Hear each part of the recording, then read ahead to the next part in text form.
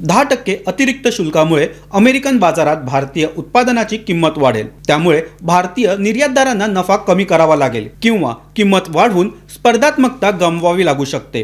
विशेषतः लघु आणि मध्यम उद्योगावर याचा सर्वाधिक परिणाम होऊ शकतो। याशिवाय रुपयाचा विनिमय दर देखील परिणाम भोगू शकतो। जर निर्यात घटली तर डॉलरची आवक कमी होईल, त्यामुळे रुपयावर दबाव येऊ शकतो। मात्र परकीय गुंतवणूक वाढली तर हा तुटवडा काही प्रमाणात भरून निघू शकतो।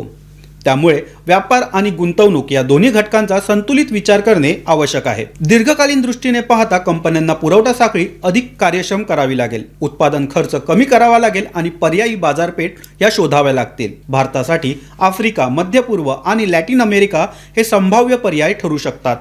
चीन+1 या धोरणाचा फायदा घेत भारताने स्वतःला स्थिर आणि विश्वासार्ह उत्पादन केंद्र म्हणून उभे करणे आवश्यक आहे। तथापि हा कर सर्व देशांवर समान लागू होत असल्यामुळे भारत पूर्णपणे तोट्यात जाणार नाही। चीन, व्हिएतनाम, बांगलादेश यासारख्या स्पर्धक देशांना देखील तितकाच कर भरावा लागू शकतो।